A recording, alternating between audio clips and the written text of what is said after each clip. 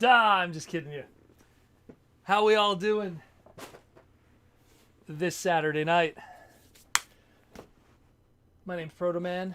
This is the ugly mug that you're going to get to see for the next 2 hours on this live stream tonight. This is the Transformer Slag podcast live stream main event. It is San Diego Comic-Con weekend. And so we are here to talk about the little light pickings here and there of stuff that has been shown from SDCC, the limited amount of news. Keep in mind, this is the first time ever a San Diego Comic-Con has been done this late in a year, combined with the fact that it can't be at maximum capacity. It couldn't have all the different brands there to show off product. It's a very different SDCC, and that's why they called it San Diego Comic-Con Special Edition. But we still have stuff there. We still have stuff to talk about. We still have news to talk about. We still have stuff to show off. Brand new product. Brand new t-shirts, in case you guys haven't noticed. And we'll get into that, shall we? We will get into that faux show.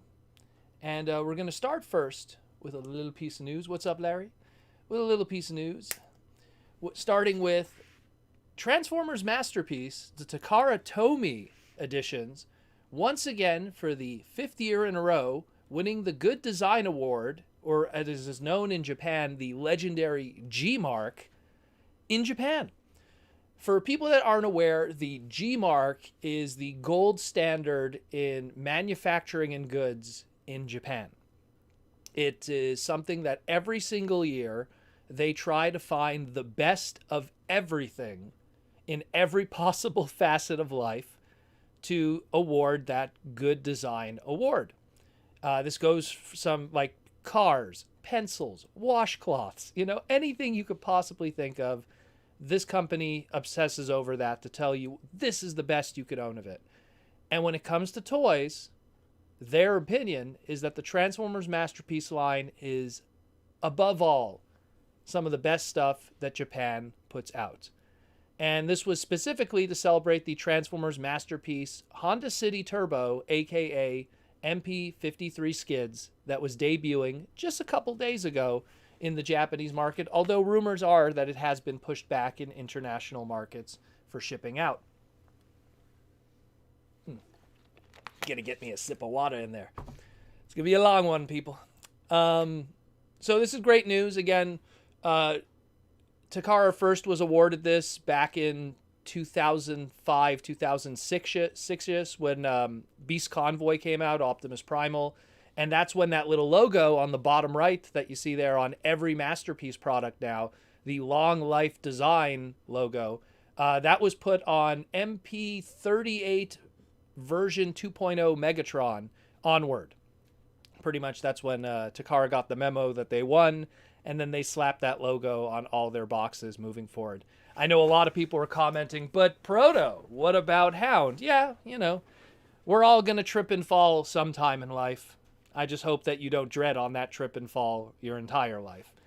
Even Takara Tomy with their Masterpiece line sometimes messes up. It happens. But this is good news for them, and hopefully we see more great masterpieces in the future. It is the gold standard of Transformers and always will be. So kudos to Takara Tomy and the whole crew, Kobayashi-san and Aaron Archer, who started it all those many years ago, back in 2003, 2004. Awesome stuff. Next up, we're going to kind of go a little bit to the cousin series of Transformers, in that of Tamashii Nation Online 2021 happened, and they talked about their first ever Soul of Chogokin Yusha Brave release. Now, the Yusha Brave series is the cousin or sister series of Transformers, created by the same people, practically the entire crew of Transformers Victory, and kind of created to be the spiritual successor of Transformers when sales were down after Transformers Victory and they didn't have the confidence to do a full Transformers Zone TV series. So Brave X Kaiser was a thing. And very popular, the Brave series. Anyone who's a transforming robot mecha fan should go out of their way to watch it. Brave X Kaiser, the complete series, is subtitled and on YouTube, so you have no excuse. But I do suggest Gao Geiger and Gao Geiger Final as the gold standard of Brave Yusha stuff to watch. Some of the best mecha anime of all time. If you love Transformers, you love Brave and Gal Geiger. Trust me. So this is the Solve Chikoken version, which the best way to explain it is it's probably like if Bandai had their own version of Masterpieces, I guess is the best way to put it, because they were doing Mazinger Z and you know, Machine Robo stuff and a lot of Super Robot stuff. They even dabbled in Sentai and Power Rangers a little bit. And now they're tackling the Yusha stuff, and this is their first crack at it. Now, keep in mind, we got a masterpiece of Brave X Kaiser many years ago in 2005.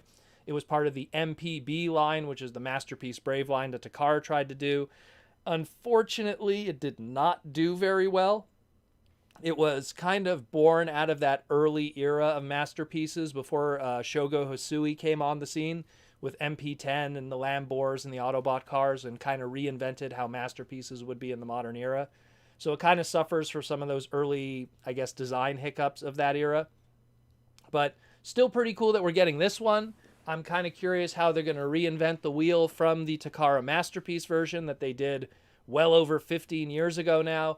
And how many extra stuff and accessories it's going to come with, because that original Masterpiece really was a Solve Chikoken style kind of figure in a lot of ways. Very different than what normal masterpieces we're used to, because we don't really get a lot of multiple hands and multiple faces with our masterpieces like we do with Solve Chikoken. But we'll see what happens. It's pretty cool. I dig it. Again, if you're a Transformer fan, you should check out Brave. And if you don't like reading subtitles, well, I can't really help you there. Next up, let's go to San Diego Comic-Con. So SDCC did not have Hasbro present, but it had all the licensees of Hasbro product present instead. So 3H was there, Farai Model, aka Flame Toys, Symbiote Studios, a whole bunch of them were there. Let's jump into first Flame Toys with all of their cool stuff and their big display that they had. So the first thing that they had to show off was their Farai Model Shockwave. This is the first time we have seen this. They had a whole bunch of other model kits on display, but it's nothing new that we have not talked about before, like their RC, their Soundwave, their Lio Prime, aka Lio Convoy, with their larger figure selection. So this is the first time that we see we're going to be getting a Farai Model Shockwave. Proportions are slightly similar to that of the IDW one, but still really is, at the end of the day, just a G1 model kit. I think it's going to be fantastic. I love all of Farai's model kits. They're all great quality. I can't wait till I get my Hot Rod in the mail and my Windblade, and I will be rocking those out. So the Shockwave's pretty awesome. Probably going to see two or three different repaints of this mold. It's going to start obviously with the traditional purple. Probably will get maybe a toy accurate purple, maybe a Shockwave. Who knows? But Farai does some good work, and Flame Toys does some really good work. And looking forward to all of that. Maybe I'll pick up the RC when that goes up for pre-order too. Pretty cool stuff. The next thing that they showed off Flame Toys was their Kurukara Kuri. Say that 3 times fast. Starscream. And this Starscream, what I find fascinating about it is it's kind of a fusion of different ideas. It clearly is based within the Generation 1 design, but also has similarities to how Thundercracker in the IDW comics kind of looked, but then also has some visual aspects of even Armada Starscream. The way that it looks like he's going to have, pop-out cannons in the back of his shoulders like Armada Starscream.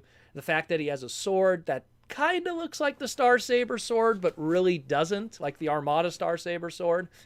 So there's a lot of different visual aspects that are going on here that's really cool. I'm definitely interested to see how this is going to look in color. And chances are, because it does have that very IDW Thundercracker flavor to it, they're probably going to repaint it also into Thundercracker colors, maybe give it a different accessory, and then probably do a Skywarp at some point.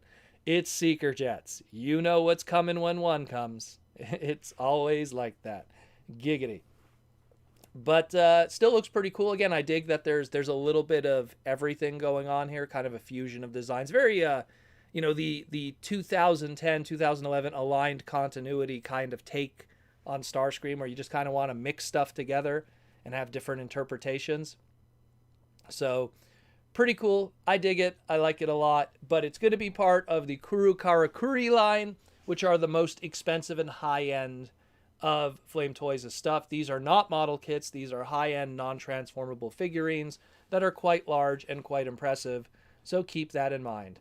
And speaking of quite large and impressive, and not this, let's talk about a hot rod.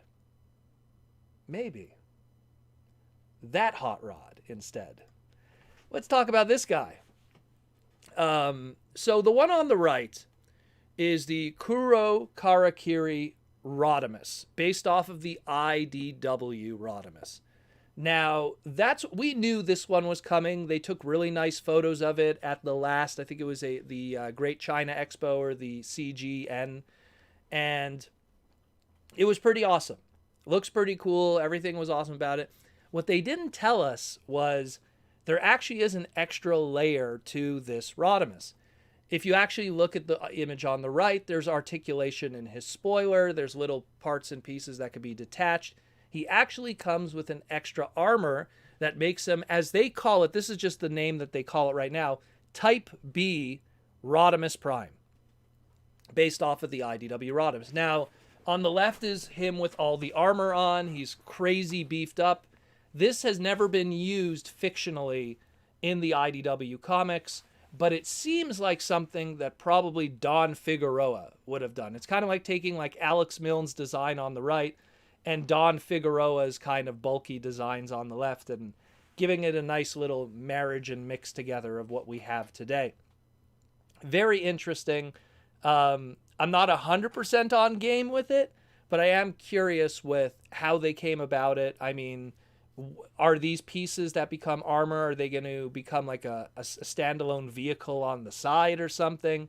We still don't know too much about this, but it is fascinating. Hopefully I'll get more information on this as the week continues, because we still have a whole other day of San Diego Comic-Con tomorrow. Maybe we'll get some pre-order numbers and, you know, how much this is going to cost, when is it going to ship out, and potentially maybe a photo shoot of a whole bunch of images of what's going on here.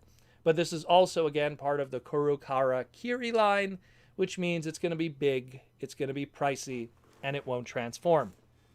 So get what you will from that, what you will. If you really like IDW Rodimus like I do, it's very tempting. But they also have a Flame Toys model kit that they have out there. So you got options. Now, the last thing we're going to talk about in terms of the licensing stuff is Symbiote Studios. Now, Symbiote Studios had a massive booth celebrating the 35th anniversary of Transformers the movie and all the other Hasbro brands that were at their booth. I am absolutely digging that neon light of Unicron that they had on display. And, of course, they had their exclusives that they had available. They had their Unicron that we have today that is absolutely massive. You know, put that on my head. I wonder if I could get that as the thumbnail. You know, we have the Unicron, big, massive, plushie, that is $39.99 with his big ol' wrap around you talons. We have the t-shirts. We have both the Cat Bravo one and the new Grimlock one that is available at SDCC right now. And the Power Rangers, which are also part of the Hasbro brands. Both Jason and Tommy, Red Ranger and Green Ranger of Mighty Morphin, aka Jew Ranger from the Sentai world. Those are also available to get at SDCC. But if you cannot make it to SDCC and you want these crazy guys, they will be available. They will be available. All of the things that we just talked about will be available on on Symbiote Studios' website, starting right now. The link to get to it, because you need a very specific link to download to buy these SDCC exclusives if you can't make it to San Diego or the con. Go to my Twitter, twitter.com/Protoman, or just, Protoman on Twitter. You could find me. It's one of my recent tweets. It's a very specific link that will bring you to that post and give you the opportunity to pick up all that stuff. And hey, man, move fast because already 3 things sold out. Let's put it that way. So check it out if you're interested. If not, check it out at symbiotestudios.com. They have a whole bunch of other stuff. If you can't buy it online, or if next week you're going to the LA Comic-Con December 3rd to the 5th, they will be booth 1011, and that stuff you could pick it up in person and maybe tell them how much of a great job they're doing and that Proto Man sent you with a gun to your head. But yeah, if you can, again, tomorrow is still San Diego Comic-Con, SDCC. Their booth 2235. They got all their cool stuff there, and you could check all that out. Check out their really cool booth and just even they got My Little Pony, they got G.I. Joe. It's all the Hasbro brands celebrated in the plushie form, as well as T-shirts and stuff. So be sure to check that out. And of course, the Unicron. Be sure to get that. They have other stuff too, like they're going to obviously have their My Little Pony stuff there. There's the other T-shirts. They have their past Transformer stuff that will be available, and their pins and their T-shirts too. There's a lot to pick from. There's a lot of stuff on display.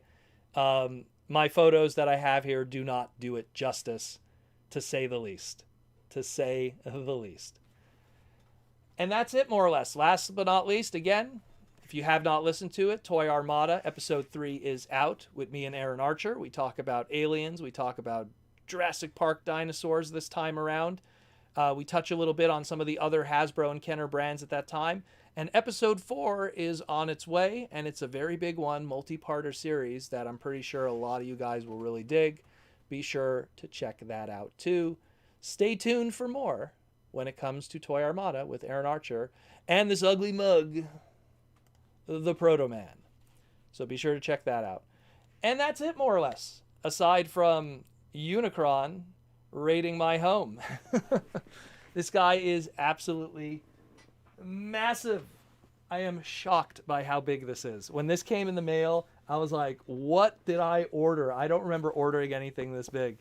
This thing is huge and very fluffy. He's probably angry that I'm doing that, but this is pretty cool. Pretty cool stuff. As for other stuff that came in the mail this week, he's really big, making everything fall over. Aaron, what's up, Aaron?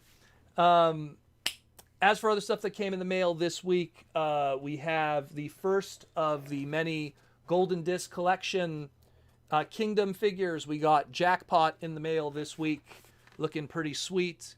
This isn't stolen from a factory. This is legitimately sent to me. So pretty awesome stuff. I will say, I don't know. I think the head sculpt is kind of a misaligned there, if you could kind of see, unfortunately. And then it's also kind of loose as a result because of it. Just kind of like, you kind of have to get it in one position, and then the ball joint of the head just kind of grabs it. But otherwise, pretty good figure. Again, hey, Jackpot gets a brand new figure. If you saw on my Twitter and Instagram, I took some nice photos of the history of Jackpot toys throughout the years, including this one. And Sights gets a brand new, Action Master partner figure. So pretty cool otherwise. But again, it's probably the weakest of the bunch of the War for Cybertron Kingdom Golden Disc stuff. I'm looking forward to some of the beasts that are going to be coming, some of the Go bots, some of the Mexican exclusive mini bots. This was probably the least exciting, but still appreciated nonetheless. Still pretty cool. I dig it. When it starts hitting stores, guys, I believe probably GameStop might be carrying these in some shape or form. I know that sometimes the Amazon exclusives show up at GameStop when they're in clearance. I don't know. Is this still not sold out yet? I'm not sure. But check it out if you get a chance. I would suggest, though, the Mutant, Tigatron, and all the others. I think they look a lot better. Unless they also have production issues and stuff. The last thing I want to talk about is my buddy Marco hooked me up with some Magic the Gathering stuff. This is the Buy a Box promo for Time Spiral. I was not able to go to Time Spiral's pre-release launch because it was in the middle of the Big V, and I wasn't going to mess with that, so I missed the pre-release. I missed getting the nice bloomed lotus or the lotus blossom. Pretty cool, awesome. Dig that. So shout out to Marco for hooking me up.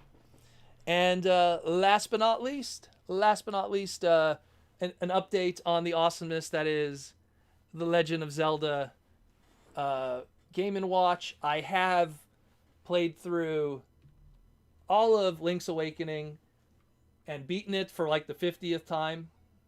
There's all the instruments and everything. So I beat it for like, I first beat it when I was like 10 years old or something, when it first came out, with around the same time as the Super Game Boy. Then I went on to play the hardest Zelda game ever made, which is Link's Adventure, Zelda 2.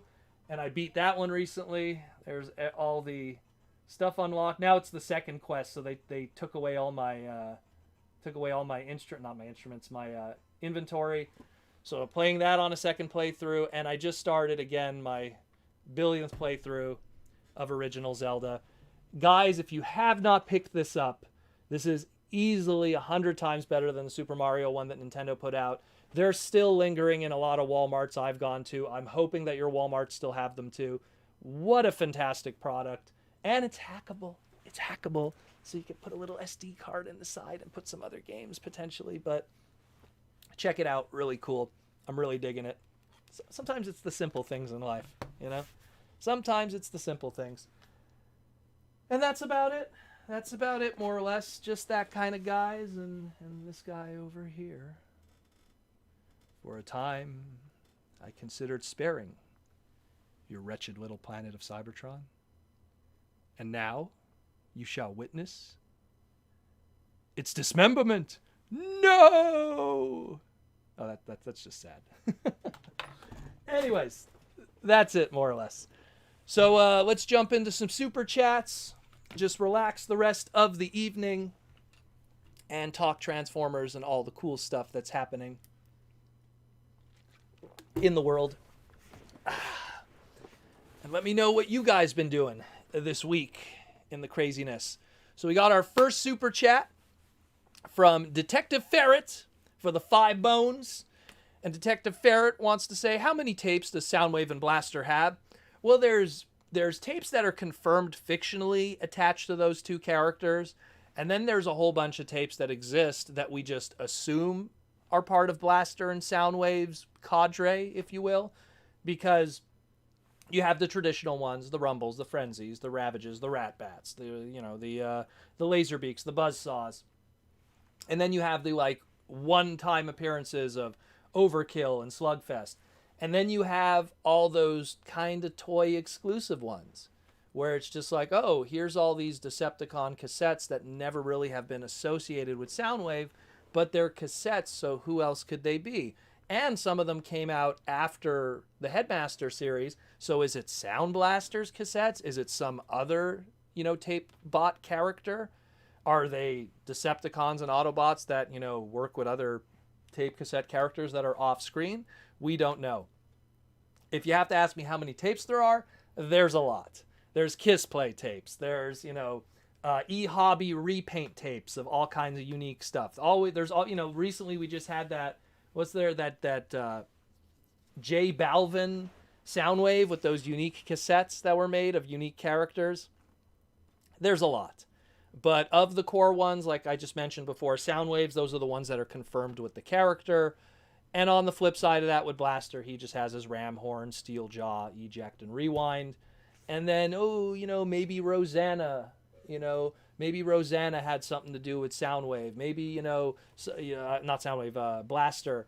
Maybe, some of the other characters, like from Kiss Play and stuff, like Glit or Sundor. Maybe they have a connection with Twincast because that's after the Headmaster story and stuff. So they've never been confirmed fictionally. There might be like a single sentence in their bio or something, but they've never been on screen shown to be associated with them, unfortunately. It's the same thing. Like if you want to go into there was the War for Cybertron toy line where you had the little discs that Blaster and Soundwave had. And like Sundor is confirmed as one of his discs that was associated with him. And I think that was it in terms of unique characters. Everyone else was stuff that we already know. The Rumbles, the Frenzies, the Ravages, the Rat Bats, Eject, Rewind, etc. Ramhorn. I hope that answers that. It's all coming off the top of this crazy head. Cringe McCringle wants to know with the super chat for the 5 bones. Hey Proto, recently discovered Bai JP was able to get a G1 Megatron Japanese reissue for $35. Very good. Very, very good. Can't wait for it to join Optimus. Baiyi's pretty good. The only issue is that, a lot of times now, I find that the Chinese market knows about it, and so it's not as good a platform to buy as it used to be, but it's still probably better than eBay. eBay is not what it used to be, man. Sometimes I wonder how eBay, I know it still survives, but sometimes I wonder why people still use eBay to sell. Buying on eBay still okay, but selling, man, it is brutal. The fees and everything. Like, I have people that would ask me, they would be like, hey Proto, if I bought, HasLab Star Saber, and then, for I think it was $179, so let's say $200 even, when everything's said and done. If I bought HasLab Star Saber and then I put it on eBay and sold it for $300, you think it'd be worth it? I'm like, man, after the shipping, and the shipping is going to be crazy, and no one's going to want to buy it from you because you're going to be asking crazy shipping, so you might have to lose a little bit on shipping just to get people to buy it from you. And then the fees are so crazy now because it's like they kicked out PayPal, but they increased the fees, because now they have to pay people inside to kind of handle all the payment plans and stuff. You'll be lucky if you make like $20. So to go through all that headache, to go to the post office, to package it up, you think you're making $100, but you're not. You're making like 20 when all the fees and everything are said and done. eBay is not what it used to be. Baiyi is a great buyer's market. I don't know about it as a selling market because you have to do that through proxies. But otherwise, still a pretty good place. Still a pretty good place. Let's take a look at some member questions. Do we have any here before we move forward to the other super chats? Stinkfist69 says, just got back from watching the Eternals movie and I didn't care for it at all. Disney is going woke with everything. I don't know. I'm not a big go see it in theaters kind of person anyways with a lot of these Disney movies. Like, I was a big Thanos guy when I was a kid. One of the first comics I ever had was Infinity Gauntlet issue number 3. So I had to kind of go see the Infinity movies and everything leading up to Thanos. But after Endgame, I was just kind of like, I'm going to wait for everything when it's, on TV or gotten through dubious means, I am not a big movie guy. Eternals, let me tell you guys, between you and me, and I'm a big Marvel comic book reader, so I can name 2 of them at least. But between you and me, how many people even knew who the Eternals were until 6 months ago? No one cares. No one cares. And no one should care. When you start going to the C-listers, it's like, now they're just insulting your intelligence. I don't know. I love Marvel, but I don't love what they're doing right now, in my opinion. Media Max says, what would you like in a Halo Transformers crossover? I don't know. I mean, the only thing with Halo that would work with Transformer crossovers is the vehicles transforming. And no offense to the vehicles in Halo, but they're kind of, I don't know, futuristic Cybertronian generic. So, unless you're like a hardcore Halo fan that really likes those off-road ATVs and stuff, that'd be kind of, otherwise, what is it? Like a Master Chief figure that transforms from one of those ATVs? I mean, how many unique ideas could you really have with that? That's all I could really say about it. Downright Superb, is there a new movie? Is the new movie a mistake? Latching on to previous franchises, casual Beast Wars fans might not be aware because of the title. Remember, Transformers was practically not even part of the Beast Wars branding. Yeah, that was a purpose thing by Kenner. Transformers was dead. The G2 project in 93 to 95 did not work out. What a surprise. People didn't want more G1. To be fair, in 1993 when G2 came out, something else came out that same year. And it, look, maybe not everyone lived through 1993, but I did. These guys took over the world. These guys shut down the streets in California when they did live showings. You have no idea how much of a big deal this was. G2 was screwed from the get-go. It had no chance. So, yeah, but I do agree. I mean, Transformers really wasn't part of the billing. I don't have my carded. I have a carded Transmetal nearby. I could have showed you guys. But the point is that, we'll see how Rise of the Beast does. I think that Rise of the Beast is really going to have to rely on two things. Number one, I do agree with them delaying the movie because it opens up the chance of the world going back to normal when it's in theaters and increasing the ability for people making it an event to go see it in theaters, where there still is that apprehension of, ooh, do I want to go in a theater and see it with people? Ooh, I don't know. My city is not really good for that. Oh, and then, of course, there's the social distancing, so I can't even go with 20 of my best friends and we all sit together and talk during the movie. Who knows? Who knows? But the point is that they, they're smart to kind of delay it, and hopefully it'll be in a better place, the world, when the movie comes out, combined with the fact that I hope they do a major marketing push. When they finally show us what Cheetor and Optimus Prime will look like publicly, put that as the face of the movie. Put that on the posters. Put that, Rise of the Beast, Cheetor, Primal, Air Razor.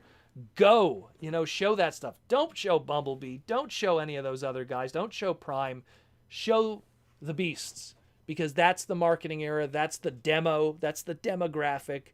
Go for that. That's what they need to do more than anything. We got a super chat from MMA Panda.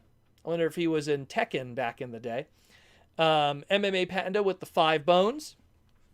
And MMA Panda wants to know, I would love to see Flame Toys make a G2 tank or G1 Hot Rod or Ultra Magnus. Would be amazing model kit.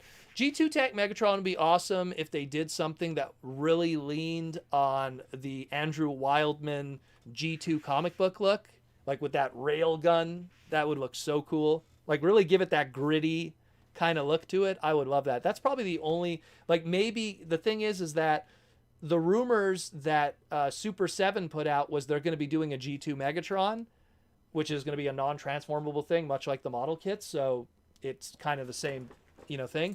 So if you're looking for a G2 Megatron, maybe when Super 7 puts out their Transformers Ultimates G2 Megatron, it might be something up your alley. You also said here a G1 Hot Rod and G1 Ultra Magnus. Man, G1 Hot Rod is, he's the man. So if they do a G1 Hot Rod Flame Toys, do it in that Fluoro Deary design. This one here. Good old Fluoro Deary design Hot Rod. Looking all sexy. If they do it like that, you got my money. You got my money. I'm buying 3 of them. And I'm commissioning a Dark Rodimus and a Primus out of it. Easily. And Ultra Magnus, well, there's a lot of good Ultra Magnus stuff already out there that kind of symbolizes that. But I'm pretty sure we'll see something else in the future. It really looks like the stuff that Flame Toys is doing model kit wise is a mixture of stylized stuff and designs that have not been done yet. I mean, when they first started, they were doing Legendary 7, Optimus's, Bumblebee, Starscreams, Megatrons, Devastators. They went with the tried and true easy money for the first few waves, which I respect. You got to do that. But now they're trying to be creative and do other stuff, which I respect more, because then it does stuff that, when you look at their model kits, you go, well, what do I need this G1 Prime for when I have a million other G1 Primes? But if they do a model kit that has an aesthetic that's like, let's say, IDW Prime, or maybe like an aesthetic of like a weird offshoot, like maybe different continuity of Transformers Optimus Prime, that would appeal a little more because it's something that's niche and different and unique. Hope that answers that. Lizard Sphere X for the $5 super chat wants to know, found out about the micro change padlock bros and tank lamp, and ask if you ever seen the pre-Transformer toy you wish was later and I ask if you have ever seen a pre-Transformer toy you wish was later included. There was with, and I guess we could call it pre-Transformers. So you have the deluxe Insecticons, right? It was called Beatras. That was its pre-Transformer name and everything. The 4 deluxe Insecticons that we know today as Barrage and Chop Shop and Venom and why do I forget Ransack, you know. There was a 5th member. That was a Ladybug. That was a female character. And we never got it. It got as far as prototype images, designs, you know, like there's some really nice art online of it. I probably should have, you know, queued up some of them. I could show you guys. There was a fan that was trying to make a 3D printed version of it, and I never really saw the update from it since then on TFW 2005. So there was going to be a female Ladybug deluxe Insecticon. And if she would have been made, there's a strong chance in 1985 we would have gotten our first female Transformer as a deluxe Insecticon Ladybug. That would have been pretty cool. That's kind of the one that I always felt was a big miss. Like, man, that would have been so cool if that happened, you know? I always like, you know, we don't, even today, we do get a lot of female Transformer toys, but sometimes I feel like, you know, that we're kind of retreading, like, you know, we're like, it's cool that we're getting female Transformer toys, but it's still Chromia and, you know, Moonracer and stuff and everything. Like, we're going to keep seeing those IPs again. It's nice to see fresh trademarks once in a while. And if we got, like, imagine if in Kingdom we got, like, a Ladybug female Transformer. That'd be so cool. Wouldn't that be cool? Like a Predacon one that, like, could squabble with Black Arachnia or something. Love it. Love it. But, I mean, that's one example. I'm trying to think of another one. I mean, a lot of the triple changers that we have today, some of them never made it past the cutting room floor on their Diaclone version. There was a third triple changer on the Decepticon side because Octane was actually a later edition that was manufactured in the Transformer era, but Astrotrain and Blitzwing were actually Diaclone designs, and there actually was a helicopter triple changer that isn't Springer that was made during production and did get released in the Diaclone line, but never got brought into the Transformer world. So that would have been another really cool one to see. I wish I could queue that up for you guys to show you. There's a few. The unreleased, you know, Superion, you know, kind of stuff. They were kind of planning Scramble City before it became Transformer stuff. A few of those. I hope that answers a little bit. There's a few that come off the top of my head that were pretty cool. Downright Superb says, when Wheelie was bundled with Studio Series 86 Grimlock, would that have been a renewed expired trademark, or would have they needed to trademark the bundle with him in the first place? Unfortunately not. The way that the price point works, accessories don't count. It really just is what's on the box. If it was promoted as a 2-pack and it has 2 separate trademarks on it, like to give an example here, so like, you know, Autobot Jackpot, Autobot Sights, boom boom, you know, promoted like that. And you know what's crazy about this though? Now that I'm looking at it, nothing on this box at all has a trademark stamp next to it. Doesn't have it next to Transformers. It doesn't have it next to the names of the characters. That's fascinating. That's very weird. I don't know why they didn't do that. That is very, very weird. Huh. Trying to find, like, let me give another example. You know, like usually when you have these guys, you know, you have always the trademark names next to them. You know, Sharkticons, Insecticons, Hot Rod. Very weird. Very weird. I never noticed that. Maybe, hold on, let me check the old SOC box. No, nothing either. This is like the box that it comes in. I'm not going to show the other side because it has my address. But I don't need you guys holding a boombox outside my window. But no, when I talk about like refreshing trademarks, it doesn't really necessarily apply to like when the toy happens that refreshes the trademark. It's just that they're kind of timed like that most of the time, not all the time, where they refresh the trademark with the patent office and the trademark office in 2022, and it just so happens that same year they put out a product. Sometimes they refresh the trademark and they don't put out the product for 3 years, but they usually don't do that because they don't want to accidentally forget, you know, oh my God, we forgot to do it, and you know, we didn't plan it, and so they try to get it out of the way as soon as possible. And then if they make others along the way, hey, it's all the better. All the better. But yeah, That's kind of how that works. In the case of Wheelie, though, we don't have to worry because supposedly we're going to be getting a Studio Series 86 core class Wheelie anyhow. So that's how they're going to go about it. He's going to get his own standalone little figure that's articulated and transformable. So it's going to kind of, I don't want to say it's going to defeat the purpose of the Wheelie that's included with Grimlock. It kind of has its purpose to be reenacting that Quintesson pit scene. But at the same time, it's like, you know, everyone's just going to want that transformable Wheelie. And I just really hope that it's good. More than anything. I really, really hope that it's good. But otherwise, you know, like, when it comes to this line here, I mean, I can't wait for when we get the other guys. Like, that Tigatron still blows my mind that we're getting that. That we're getting not only are we getting the orange Tigatron, but we're getting it with the mutant head, which is just like, you know, to match the box art that was never used and stuff. So that's pretty cool. That is pretty cool. And just the fact that it has, like, you know, the matching, you know, packaging and stuff. It just sucks that I got the weakest one of the bunch first. I think they did that on purpose. I really do. We got a super chat from Detective Ferret for $2. And Detective Ferret wants to know, how come we never get transforming Pokemon toys? Well, the sad truth is that we could have. We could have in the past, because for the longest time, Takara Tomy, they were doing the Pokemon toys. Unfortunately, in Japan, that's not the case anymore. There might have been a time where that could have been possible, but I remember Aaron, I think, was someone that said this. He said, like, it was like, when you're doing crossovers, it's usually because you're trying to, like, boost another brand in a lot of ways.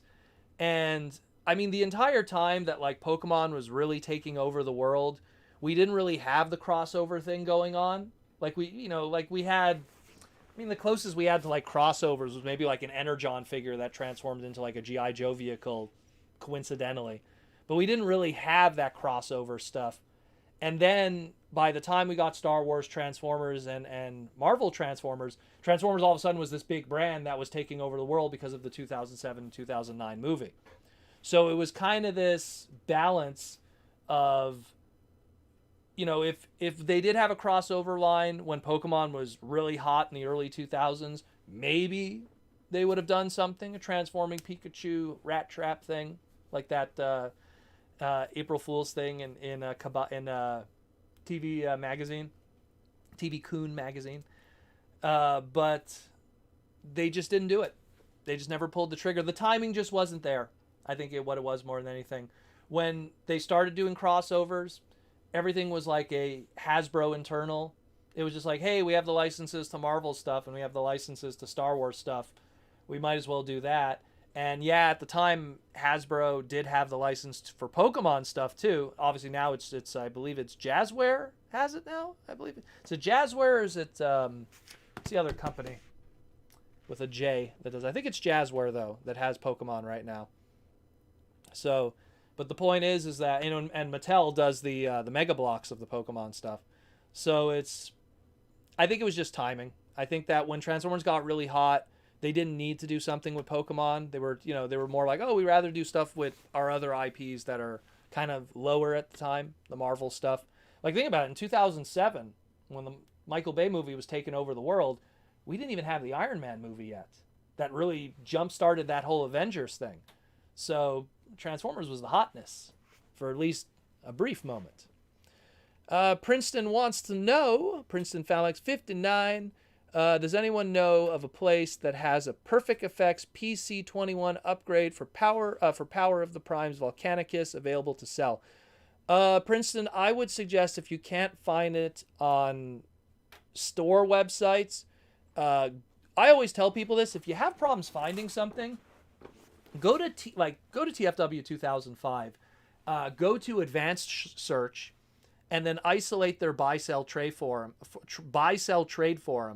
And in the case, because it's a Volcanicus upgrade kit, don't even type like perfect effect because some people might not list it like that. Just type Volcanicus or like Dinobot Combiner and then see what comes up. Someone might write selling, Volcanicus upgrade set, or someone might go selling Dinobots upgrades, combiner upgrade set, and then also put Perfect Effect PC1 also, just for the heck of it, just if someone lists it just like that. Like, try to cover like some different search algorithms, and maybe something will come up, brother.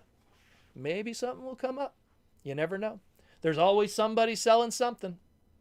I bought a whole bunch of Bionicles this weekend, and I am very happy. A whole bunch of Matoran that I did not expect were going to fall into my lap, from a longtime collector that I never thought would have got rid of it.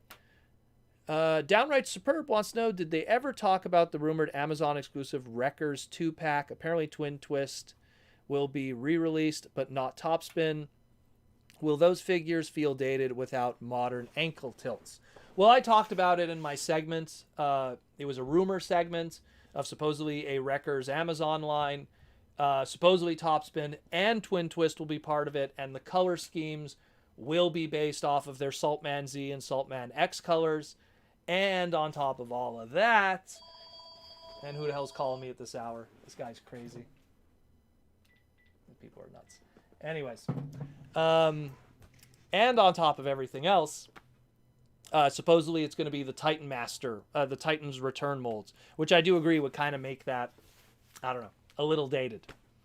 But at the same time, they're molds that people really want. Some people are paying big money for those Titan Return molds. So, again, it's all rumor. Like I said, the joke, take it with a grain of Saltman Z. But I don't know. I do not know. I did my segment about it yesterday. Gave my 2 cents, and we'll see what happens. The only reason why I even talked about it was because someone mentioned it to me like 2 weeks ago, like that whole list. And I was like, like the source wasn't a credible source. And I was like, I'm not going to. And then like 3 other guys that I knew that were slightly more credible sources also mentioned it to me. And I was like, ooh, I hope they're not just repeating what they heard from this guy. Sometimes it's like you tell one guy and it spreads around, before you know it, the lie becomes the truth. But I figured I was going to cover it, and then I'll make a note. That way, like, if it's not right, this guy right here, full of it. So we'll find out. But yeah. Also, been watching Yellowstone, one of the best TV shows on TV. I have no idea what that is. I'm not a big TV guy in general. So is it a comedy? It sounds like a comedy. When is that Wreckers 2-pack available? I don't know. It's rumor and innuendo, as they always say. It's always just rumors. Rumors! Princeton says, thanks for the information. No problem, brother. Again, like, to me, if you're someone that's looking for, bizarre Transformer products, stuff that's like, it's not like super rare, super old, but at the same time, it doesn't really have a good, I guess we'll call it secondary market footprint. Like there's, like a lot of third-party stuff has a very weird secondary market footprint because it's made, it comes out, and then that's it. And it's almost like a bootleg. It's there and it's gone. And sometimes the best way to find that stuff is the message boards, because there's always somebody that bought those things when they first came out or pre-ordered them, got them, and then got bored with them because something better came along. So we will see. Stinkfist69 is now a 11-month member of the YouTube membership. Congratulations, Stinkfist69, for becoming 11 months of a member and being a longtime supporter of the podcast and the craziness we do. And he says here, thanks for Saturday entertainment this past year. Hey, man, it's some good stuff. Hanging out with you guys and doing the good stuff. Let's see. Let's do some more scroll down. We got another super chat from Gabriel Cassius. I hope I said that right. I'm sitting outside my girlfriend's work. The Christmas lights are Predaking and Devastator colors. So I guess that would be orange and yellow with some blacks. Actually, wouldn't have a Christmas light that's black. And Devastator colors, which would be the greenish yellows and the purples. Interesting. Who is your fave combiner and favorite member? My favorite combiner of the traditional Scramble City guys, like G1 original crew, will always be Defensor. Half of it is because they were the first combiner team I ever owned. But also, looking back now, I find that they're one of the most unique combiner teams.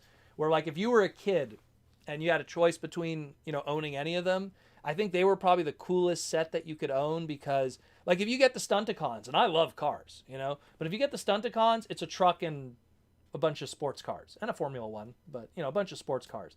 Like, Breakdown and Wild Rider, they're a Lambo and a Ferrari. They're practically the same car, Dead End's a late 70s Porsche, with non-pop-up circular headlights. So, kind of cool there from a historical standpoint. But at the end of the day, they're all cars.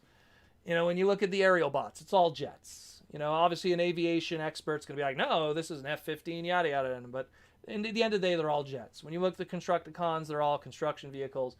When you look at the Combaticons, it's like, okay, there's a little bit of a mix-up there. You get a tank, you get a Jeep, you get a space shuttle, you get a helicopter, kind of cool. But what I loved about Defensor is they kind of were all these like avatars of G1 characters if you couldn't afford the really popular ones. So you got a fire truck, and Hotspot's cool in his own respect, but you got a fire truck, so you got a kind of like a Blue Inferno or an Optimus Prime kind of character. Then you got First Aid. So if you didn't have Ratchet, you got this kind of Michael Bell voiced, First Aid character. Then you got Groove, which was this one of the first Transformer motorcycles, if you don't count Wreck-Gar. So he was pretty cool with that chip kind of motorcycle. And then you got Streetwise, which was a police car. So it's like, hey, if you didn't get Prowl, you got Streetwise, and he's pretty cool too. And then you got Mr. Helicopter, whose name is escaping me at the time. Why is his name escaping me? Helicopter dude. Red. Oh man, why am I blanking? And what's sad is I'm thinking Alpha Bravo, which it shouldn't be Alpha Bravo. Someone's going to tell me it. Why am I blanking on that? Holy moly. Too much information in this brain. Everything's on the spot. But then you got a helicopter too, so you got some air stuff. It's crazy. It's absolutely crazy. Like, I love that team just because there's so much. Blades, thank you. And he was a Rescue Bots character too. That was also an orange helicopter.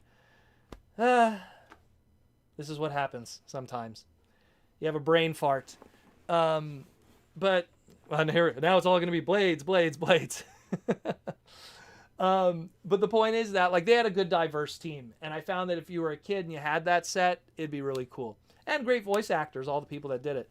Of the traditional Scramble City stuff, it's always Road Caesar. I love Road Caesar. I love the Brain Masters. I love Braver, Blacker, and Laster. Love them. If I had to pick one individual member of all the combiners that's my favorite, it would probably be Braver from the Brain Masters of Road Caesar from Transformers Victory. Just something cool about him. I don't know why. Just he's like a cool kind of brash character, but also a bit of a sciencey kind of dude. I always try to, when I do comic books, I try to put him in the background or something. Him and Mainframe, the Action Master. I always try to put those two in the background. They have kind of similar color schemes now that I think about it. They're really cool, red and blue characters that just pop in the background. The recent IDW comic book, the Wreckers one, they took the Cybertron Red Alert, which also was used for Cannonball, and they put Braver in the background of one of the scenes, which was pretty cool. So shout out to them for putting Braver in there. Andy Davis is now an 8-month member of the Transformer Slag podcast, supporting the craziness. Thank you, Andy. 5 Transformers that you invite to Christmas. Well, I'm obviously going to want to have people that won't wreck my house, and that'll probably be respectful. So I'm obviously going to invite Hot Rod, because he's awesome. I'd like to invite probably Nitro Convoy, just so we could talk racing theories and cornering and that kind of stuff. Specifically Nitro Convoy, the Japanese version from Galaxy Force. Because that's one of the few Transformer characters that would be cool to have a conversation with, in my opinion, from the world that I come from. Who else would be cool to have? I don't know, just people that would be cool. Like Hotshot would probably be cool. to hang out with, or Bumblebee from like specifically the Dan Gilbazin Bumblebee. Like again, mentioned Hot Rod. Some of the more like non-annoying but friend of the people. Like Hound would probably be cool, or like G1 cartoon Mirage. He seemed like a kind of laid back dude.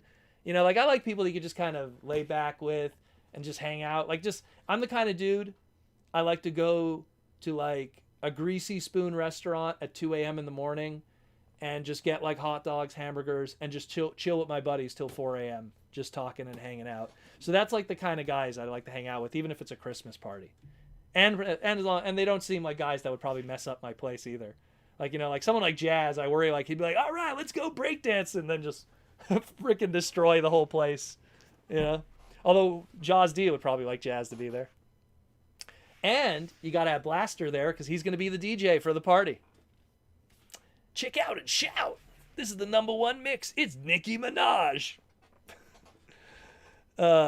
Rest in peace, Bumper Robinson. Not Bumper Robinson, Buster Jones. Bumper Robinson. Man, I am not thinking straight today. Bumper Robinson. Bumper Robinson's still alive. He was animated Bumblebee. Let's see what else we got. Yellowstone is a ranch drama set in Montana starring Kevin Costner. Okay. Doesn't sound like I don't literally watch dramas. I'm not a drama kind of person. People always try to get me into like those Korean dramas. Like, oh my God, you gotta watch this Korean drama. And I'm like, I haven't watched like so many amazing TV shows and cartoons, and I'm gonna like plunk down like 19 hours of my life to watch this K-drama from start to finish. No thank you. Like, it was funny, one of the Transformer stop motions that they did in China, I think it was, like one of the official stop motions, they had the Autobots and Decepticons. No, it was the Decepticons. They were watching a K-drama, but it was a parody of what was the most popular K-drama in China, in Korea at the time, which was called, I think it was called Falling on You or something. It's a story of a North Korean soldier meeting a South Korean socialite who fell on him accidentally from like paragliding or something. And then they, oh my God, they're from two separate worlds, but they find a way to fall in love, that kind of story. And they parodied that in Transformers. And for a split second, I was going like, do I want to watch that just so I can understand the joke? And then I stopped myself when I saw that each episode is an hour long and there's like 20 of them. And I'm like, do I want to spend 20 hours of my life watching this when I haven't like finished Dragon Ball Super? Like, I'd rather watch Dragon Ball Super at that time. So I'm not a big drama guy. We got a super chat from Trevor Stasic. Thank you, Trevor, for the super chat for 5 bones. 5. Here's an idea that I'd love to see. I think fossilizers and modulators Build-A-Figures could be fun, including a unique part of every figure. Well, there was a discussion in the Transformer Slag Discord, which, by the way, if you want to join that, be sure to join the Patreon to be part of the Transformer Slag Discord or the YouTube membership. We were discussing, like, if the mammoth, the rumored mammoth fossilizer is legit, is it going to be an original mold, or is it going to be something like historically with all the other Amazon stuff, just a repaint with, 1 or 2 new things? And someone was telling me that, when you look at it, I think it was Christopher Quinn, I'm not sure who said it, but one of them said, like, if you take the Triceratops mold fossilizer and you kind of take that head piece out and then put in a mammoth piece, you could kind of get away with it. You could kind of say that it's a mammoth. And I think that that's another good aspect of the modulators and the fossilizers. And we saw that also with Slammer that we're going to be getting soon with Kingdom, is that because they're already inherently built to be taken apart, they're also inherently built to be remolded. Like, because the head comes off easily, it also leads credence to, hey, let's make new heads for them. Look at the Transmutate from Paleot Rex, or Paleotrex, or however you want to pronounce it. So I'm pretty sure we're going to see more of it. And I know that Hasbro is paying attention to a lot of the stop motion and the really incredible, clever stuff that people have been doing. My only fear is because we're going into the Legacy era where combining is already a thing because of Menasor, they might not want to, mix the peanut butter with the chocolate because they're already doing a combining aspect and then putting modulators there. I hope I'm wrong. I hope they actually bring more of that stuff in there. That'd be really cool.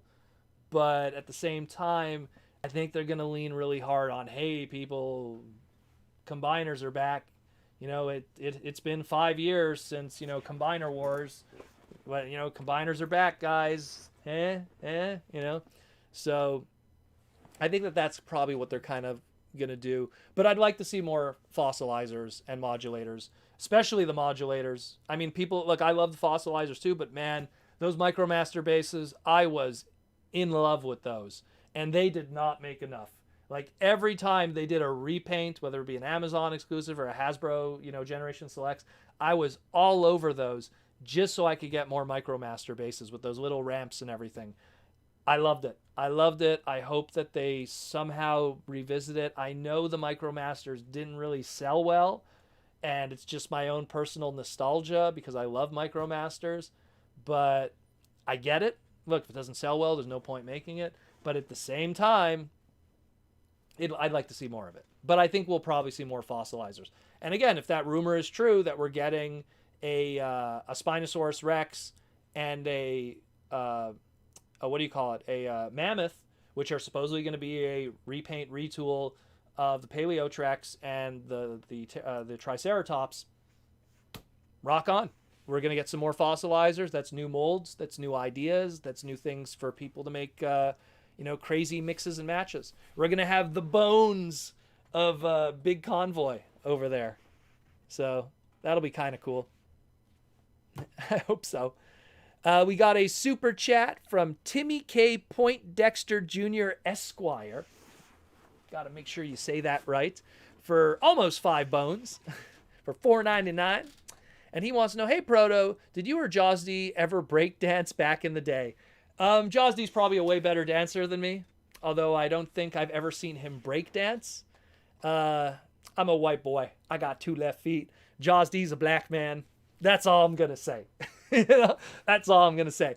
I'm going to say, without a shadow of a doubt, he's a better dancer than me, even though I've never seen it.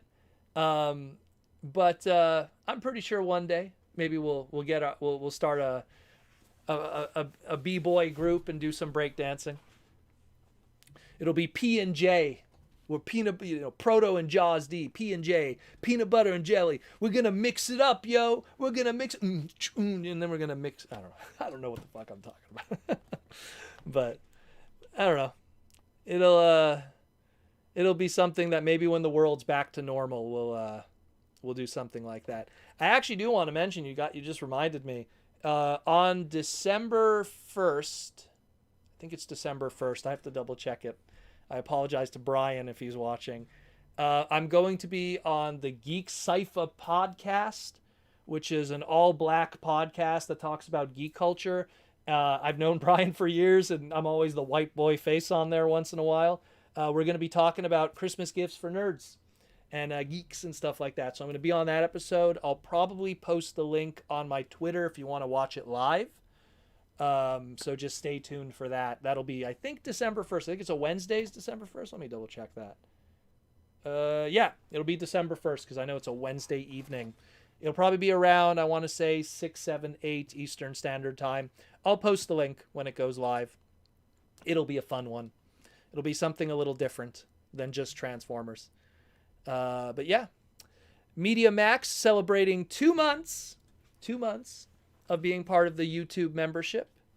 2 months of the YouTube membership. I'm getting messages on my phone too. All the craziness that's going on tonight. Saturday night. And Media Max wants to know, I still don't like the new Bumblebee movie designs.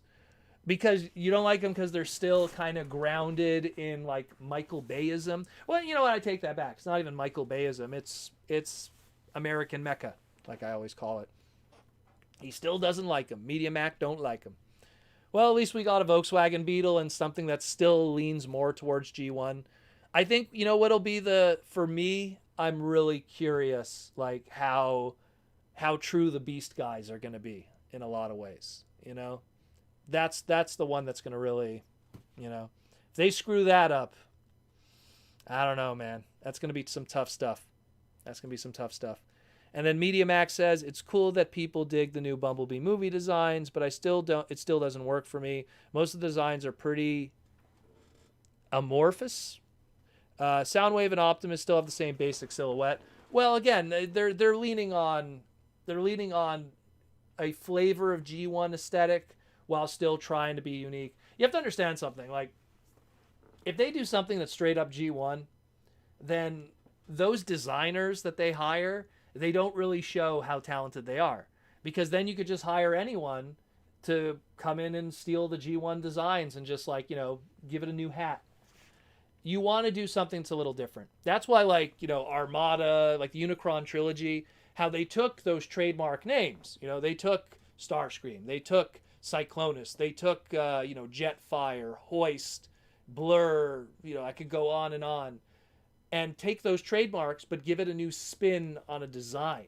It doesn't just look like G1 Hoist. You know, it doesn't just have, you know, that you know, orange crane and the very specific box chest and stuff. Do something different. Do something flavorful where when you see the silhouette of the character, you don't go, oh, that's G1 Hoist. It's totally G1 Hoist. And I think that just like how we had many years of G1, and then when G2 came out, people were just kind of sick of G1 at that point, because G2 was just more G1 in a lot of ways. And then it took, like, the freshness of Beast Wars to save it. I think it's going to be the same thing. I think at some point people are going to be like, we want something fresh and new. And that day will happen. Nothing lasts forever. You can't ride the nostalgia wave forever. You got to do something fresh once in a while. But yeah, you know, we'll see. We will see. I mean, I'm really hoping that in, like, 2022, they start celebrating more of the, like, the other parts of the brand and recognizing that demographic and that market and everything. You know, that's something I would do. That's something that I would do.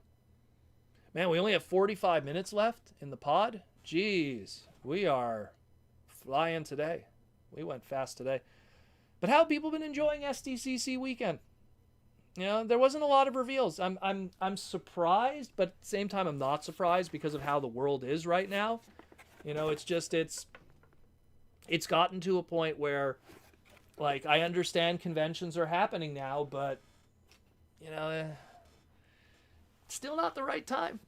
And now we have the new Big V that's going around that's named after Depth Charge's colony. That made me laugh.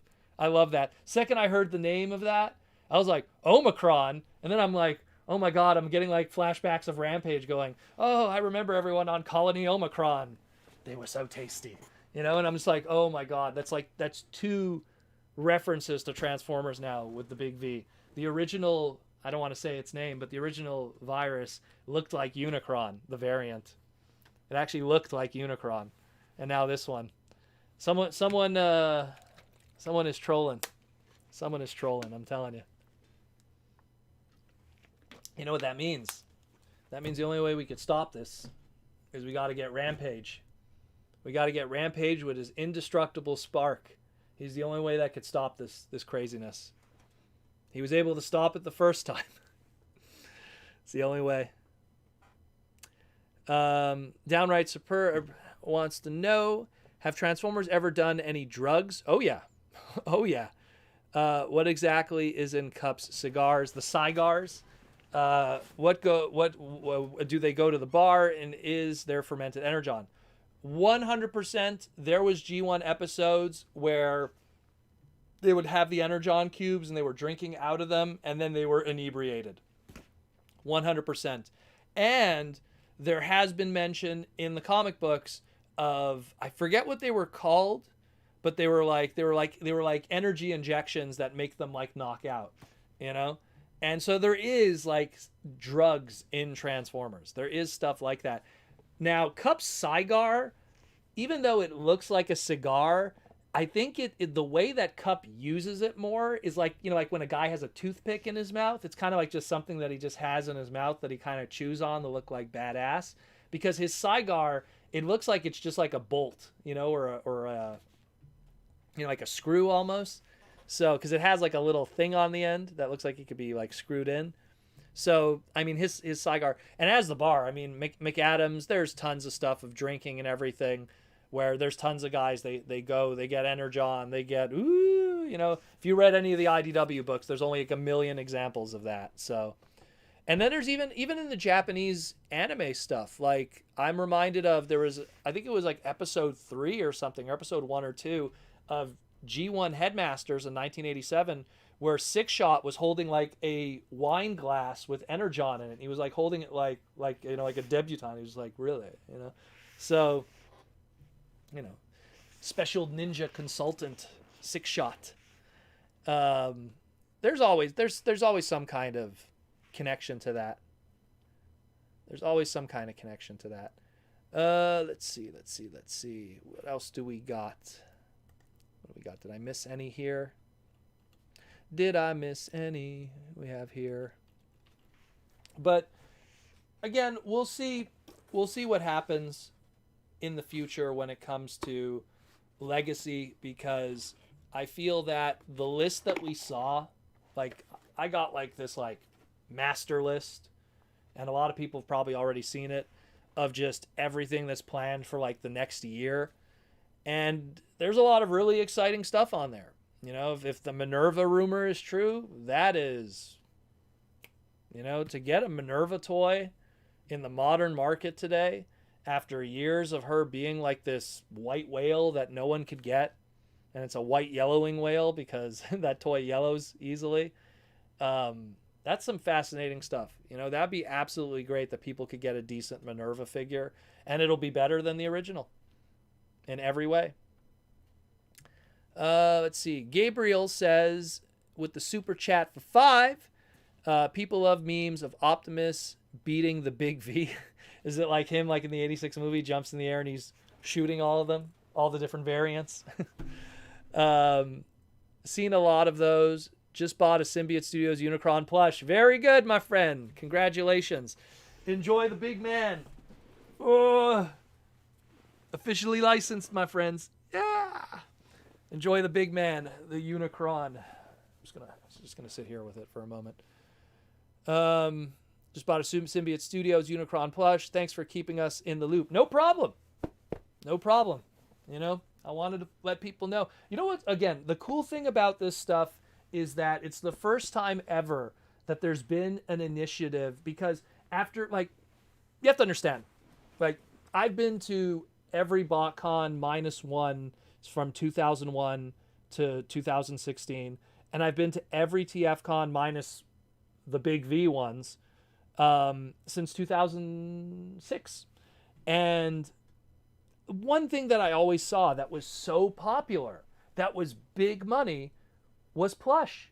And it was always handmade plush, whether it be, Slothimus Prime Heather with her plushes, or when what's her name there, Callie, who does her little Puggle formers or whatever they were called there.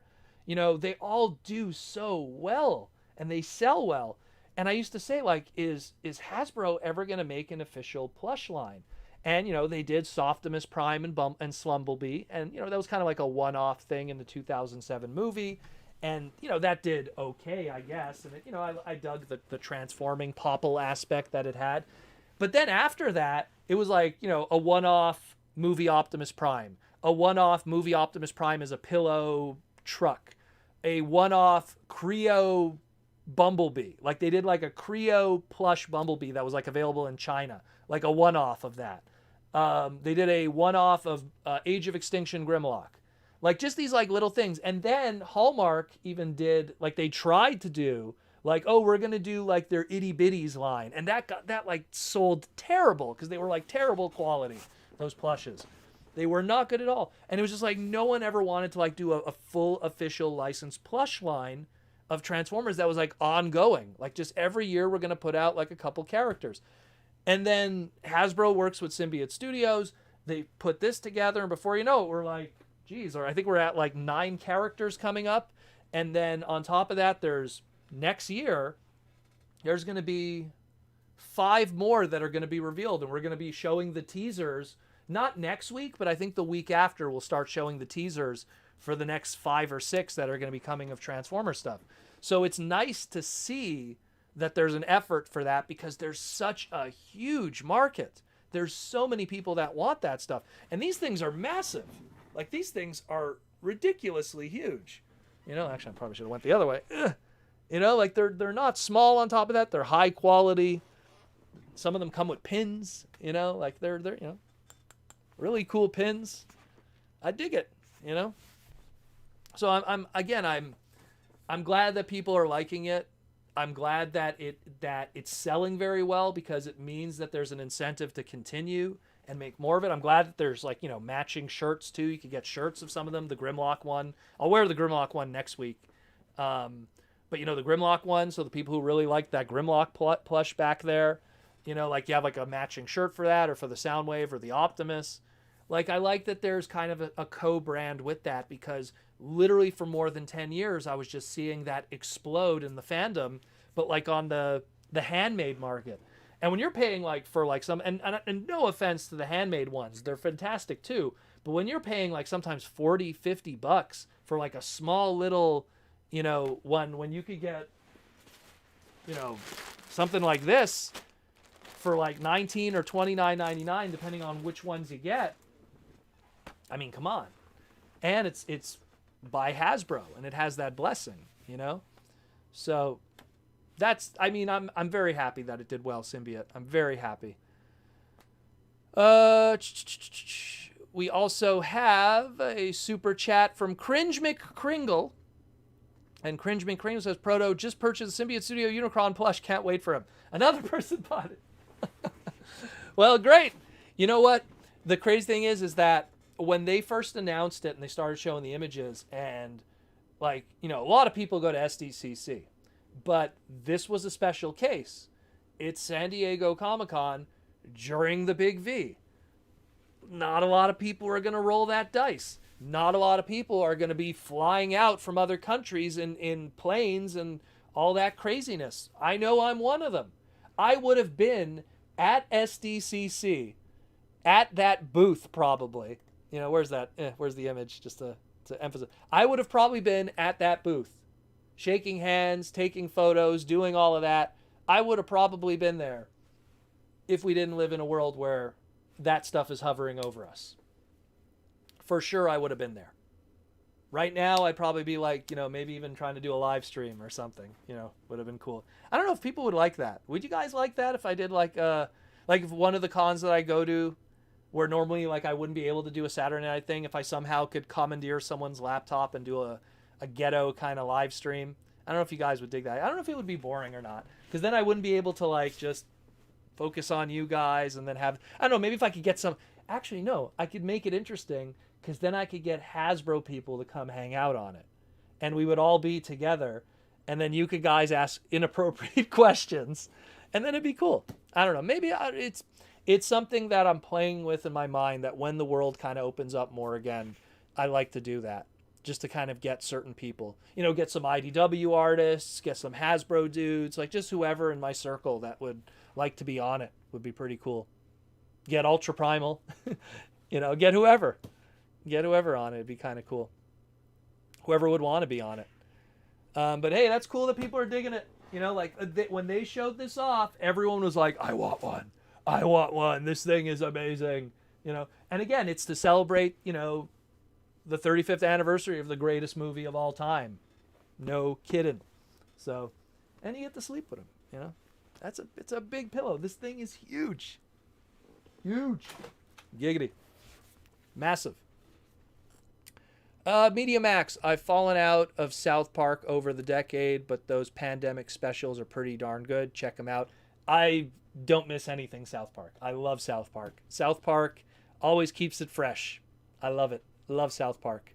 And as a Canadian with beady eyes and a head that goes like this, I appreciate it. Stinkfist69, I haven't seen Red Alert in any of my Walgreens in Louisville, Kentucky. My buddy Jason just saw them.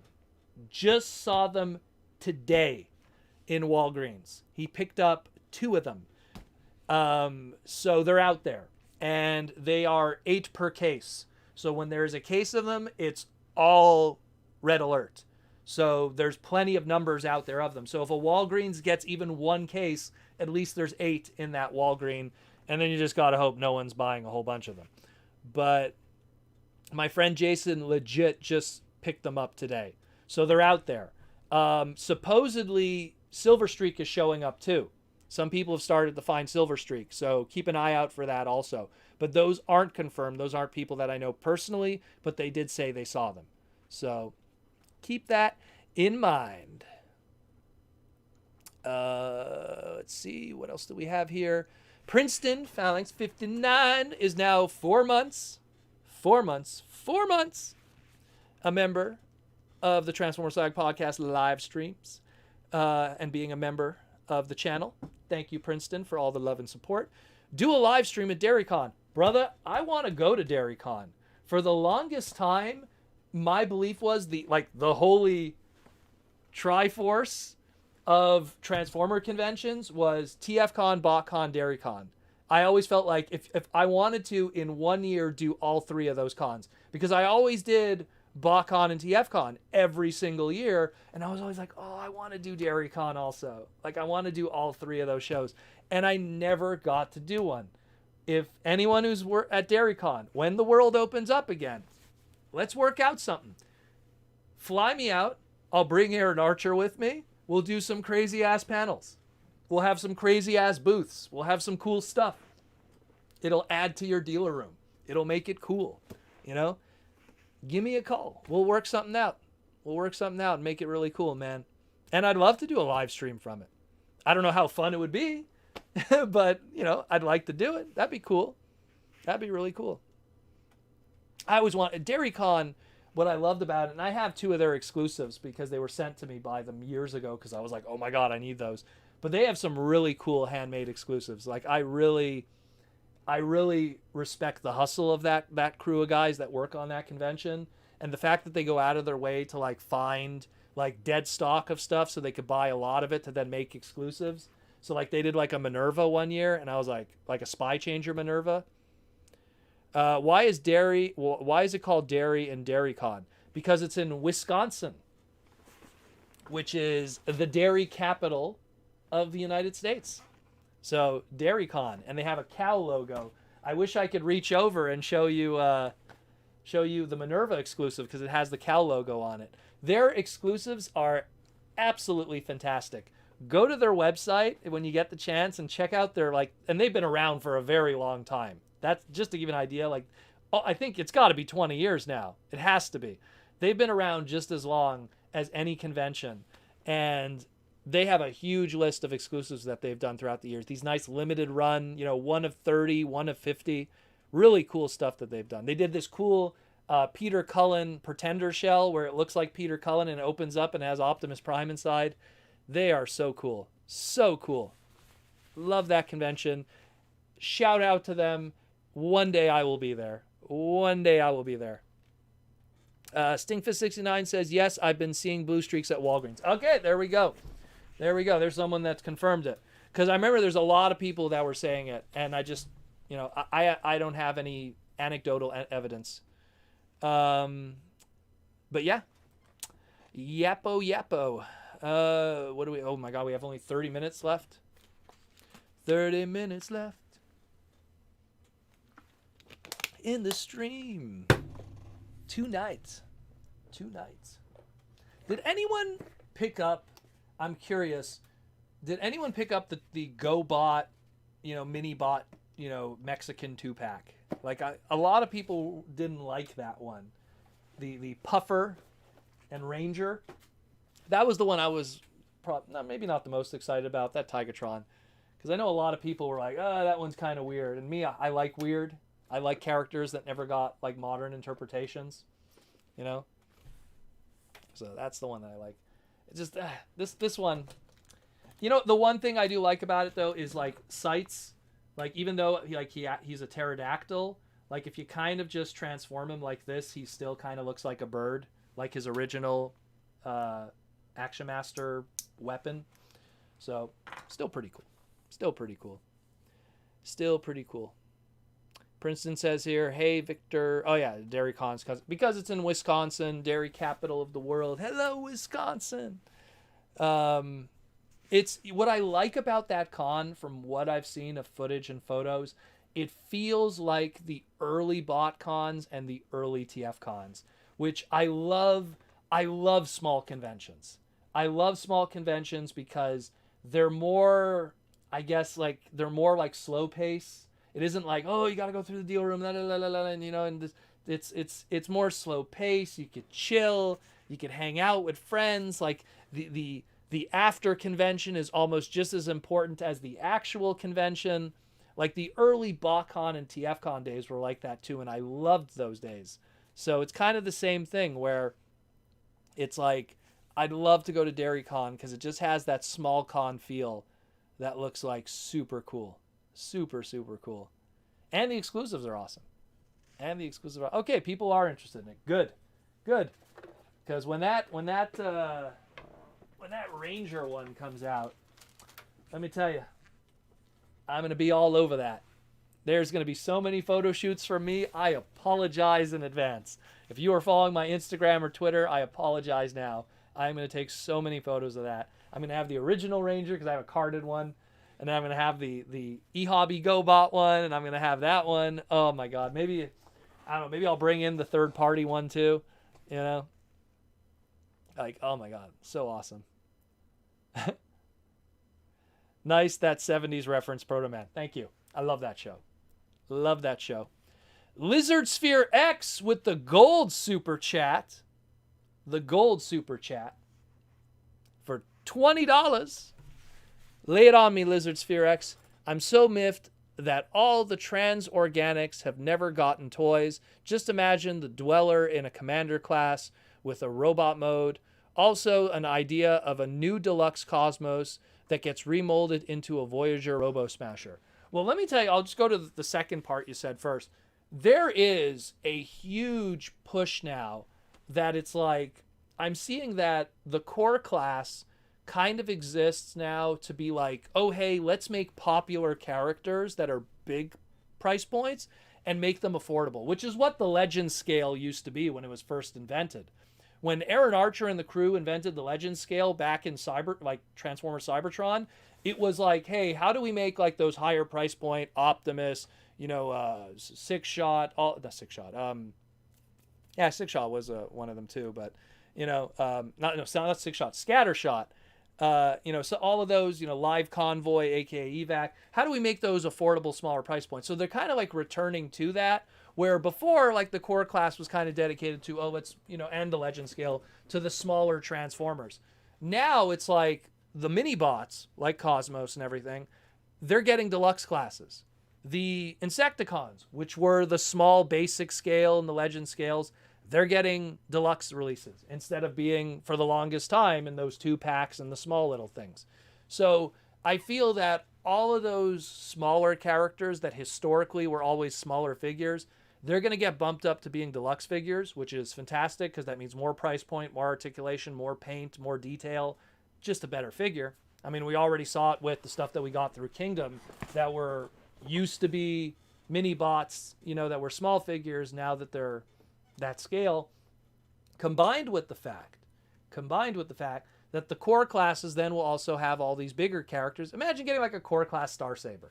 That'd be amazing. Or core class, Metroplex. That would be amazing. But it's just, I feel like, it'll happen. For sure there's going to be a Cosmos that's going to be a deluxe, for sure. And then, for sure, they're going to retool it and stuff.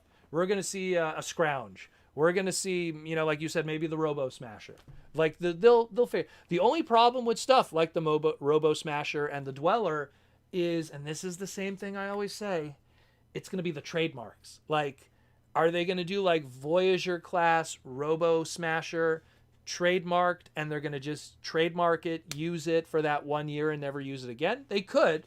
There's a lot of one and done trademarks all the time with Transformers. Look at Minicons, look at the bots. You know, there's a lot of one and dones. But, you know, will they trademark it, just use it in frat? Or the Dweller? That's a little more tougher. You know, are they going to call it, you know, the Cybertronian Dweller, Cybertron Dweller? You know, they'll give it some kind of weird trademark name. But as a commander class, oof, I don't know if they'd want to, I don't know if they're going to want to make that investment for that high a price point. I could see it being like, I don't know if you remember with Transformers Prime, they had those vehicles. Like Knockout came with like a drill tank kind of vehicle.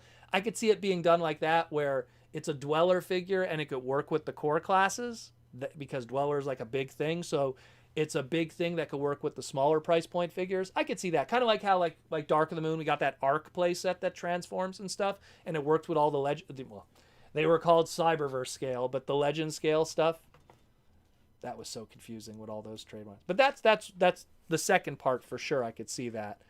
But, you know, the transorganics in general, it's, you know, there's a lot of really weird Transformer designs that all it's going to take is one designer at Hasbro to go, hey, I remember that. Because, hey, and I've said it in multiple streams and podcasts, where's my Botanica? You know, she's not like a one and done episode thing. And it's not like her trademark is like some kind of like, you know, generic name. It's Botanica. It's kind of, you know, it's still unique.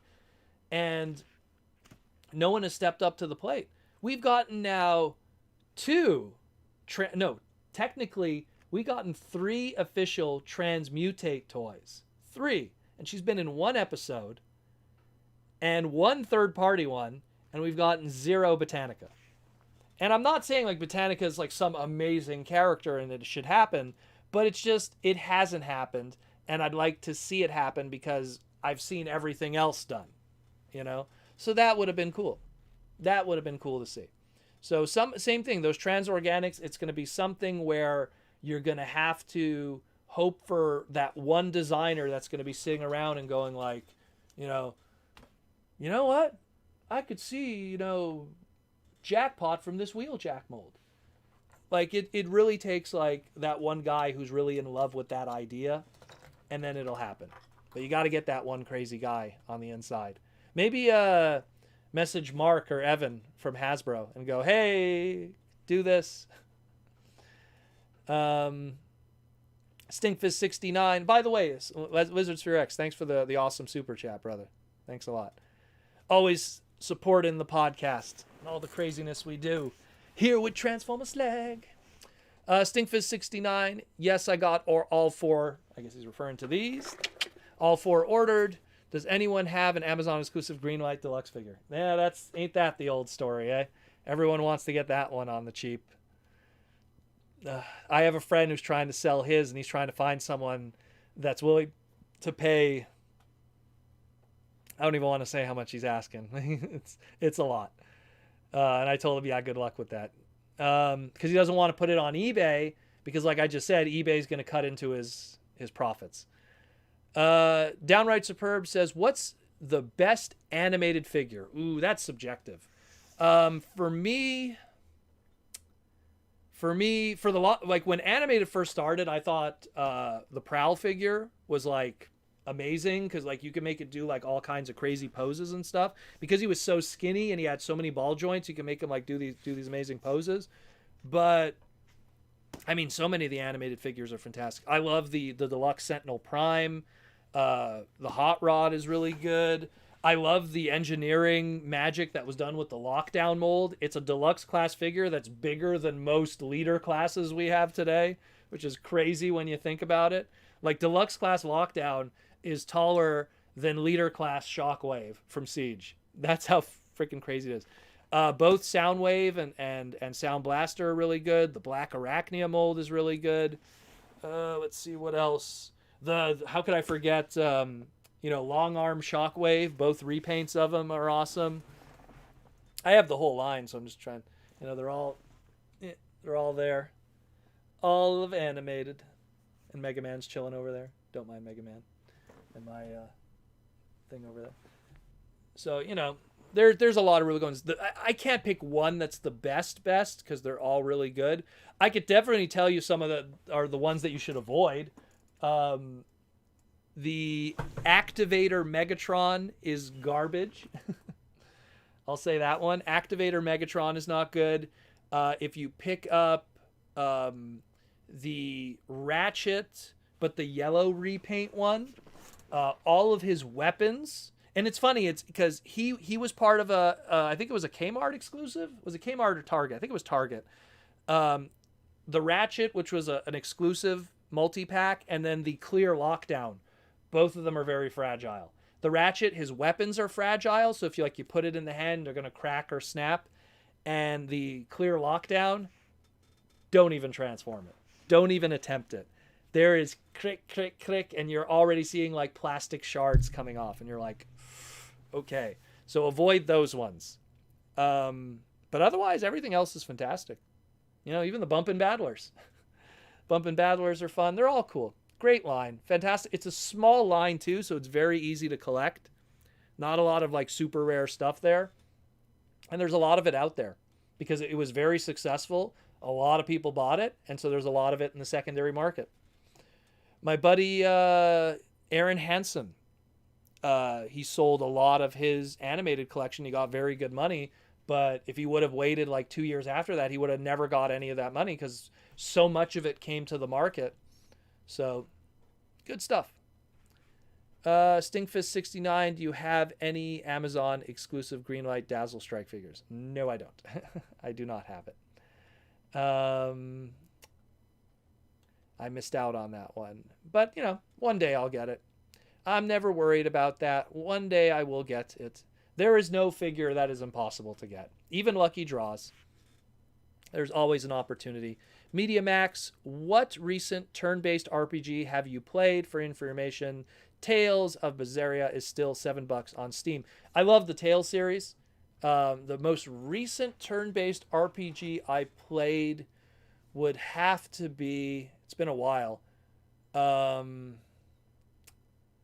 a good one. I have to really think about that. It has to be a Fire Emblem game, for sure. Unless I'm forgetting something. So probably Fire Emblem. Probably the latest one that they put out. I forget the name. That would probably have to be it. Aside from that, I replayed Chrono Trigger maybe 3 years ago. I got the DS remake, so I replayed it again for the first time in years. Final Fantasy Tactics on Advance I replayed maybe 4 years ago. You could throw in Paper Mario. Oh, I take it back. You know what was the most recent turn-based RPG that I played? Super Mario RPG, a hack of Super Mario RPG, where the whole story is about the Axum Rangers. That is what I played recently. I played that in 2020 when I had all that free time during the lockdown. That was one I did play. That was probably the last one I played. Most recent. There's your answer. And that hack is available online. Not that I'm condoning illegal activity. But it's not illegal. So, let's see. What do we got next? What's your all-time favorite Starscream figure? Probably would have to be... That's a tough one because I love Starscream's design. For the longest time, my favorite one was the original Classics mold. And I bought every version of the Starscream one, like the Henkei version, the Ghost version. And then I bought an extra one that put a King Starscream Upgrade Kit on it. But I'll have to go with probably, at the time, I don't have the newest one, but that recent, the version 2.0 Starscream, I think it was MP11 Starscream. I have that one. I really like that mold. I think it's really cool. I'm pretty sure the new one, the 3.0, is even better, but I like that one a lot. But I'll go to the original Classics one. It was pretty fun too. The Siege / Earthrise mold and its retools is pretty good too, but I don't know. Maybe it's just nostalgia talking.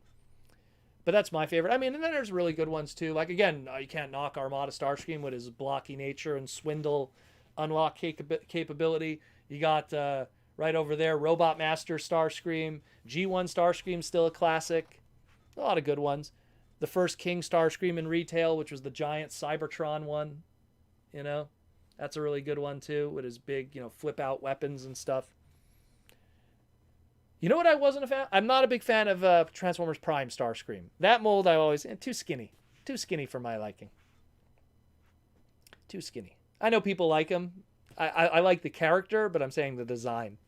Not a big fan of. Princeton, yeah, Stinkfist. I had to buy the green light off of Facebook Market. Oh boy, I'm scared to ask what you paid. Gabriel has joined the Minicon recruits of the Transformer Slag podcast. Awesome, Gabriel. Welcome. Welcome, welcome. Now you could ask all the questions to your heart's content. Welcome a new member. Let's see. Stinkfist says you had to pay a lot to get her. I could imagine so. Did you remember any specific character you created for Fall of Cybertron multiplay? I made a Rescue Bot Blade scientist. That was my favorite character. I tried to make my OC Proto from whatever it was, I guess it was the Warrior, the car-based stuff. Then I did a Ultra Magnus from the Leader one. I took like Optimus and gave him a white color scheme. And then I tried to do a Nightbird when they had the RC DLC, but that's about it, really. That's about it. I never really tried to make original characters. I just kind of like, outside of my proto guy. It was just more like I wanted to max out all the classes so that when I play with my friends, when we were doing like escalation or something, I was able to help them properly by having like really strong characters with unlockables and stuff. It's such a shame that we can't play that anymore online. Doesn't that suck? Man, that really sucks, eh? It's crazy how like all these years later, I'll just pull it up here. All these years later, like 20 years later, I could still play Diablo online and Diablo 2 on servers, but from BattleNet and Blizzard, but yet I can't, like a game that was only 10 years old, I can't play that because of Activision taking down the servers. That sucks. Like, man.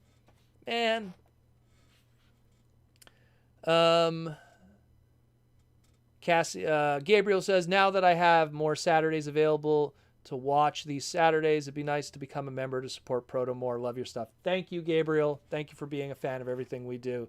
I try to take all this crazy knowledge in this head and spit it out so you guys could enjoy it, and hopefully you guys learn something. Like there's a lot of inside baseball stuff with Hasbro that I like to share with you dudes, and having guys like Aaron and some of the few other Hasbro people that are in the chat today also that contribute, in every shape or form.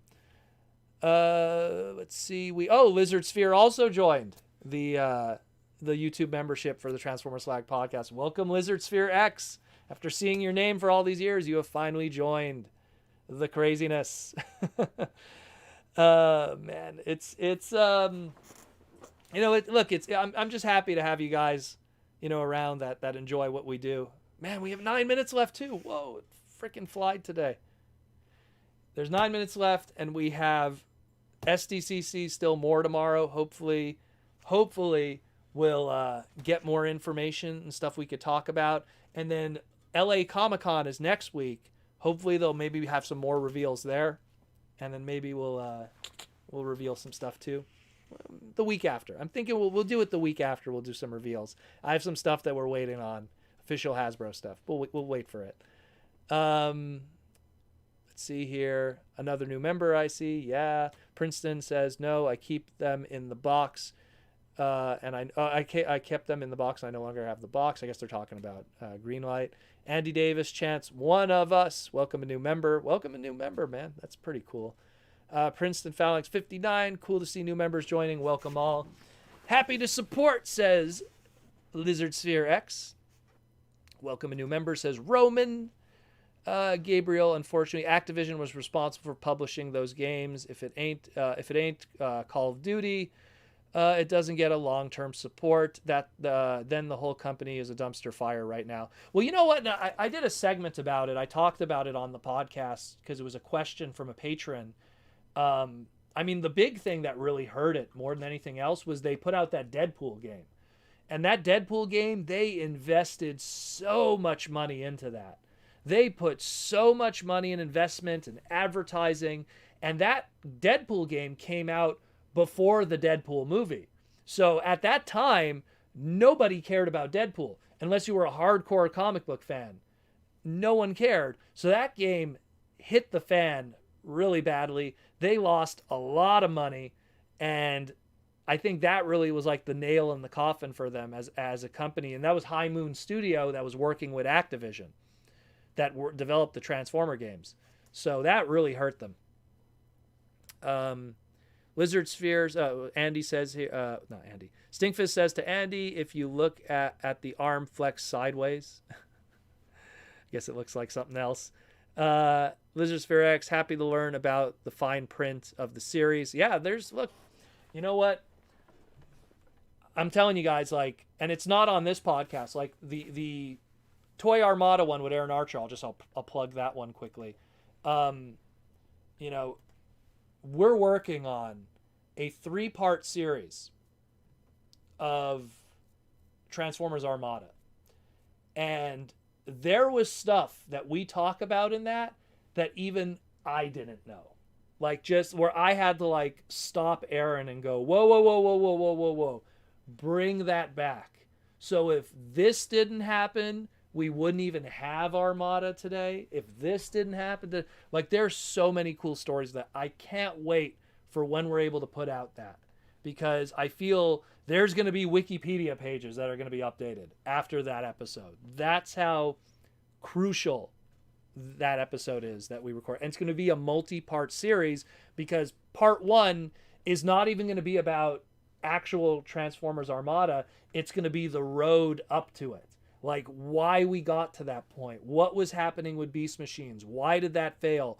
Why did, Robots in Disguise not continue? Why didn't they do a sequel series for that? Why didn't they use Web Divers? Why didn't they use Gal Geiger, which were also other Takara brands that they probably could have brought those toys in and imported them and called them Transformers, All those great stories. Stay tuned for that. Go to Toy Armada. It's if you don't know if you can't find it, just Toy Armada with Aaron Archer on YouTube.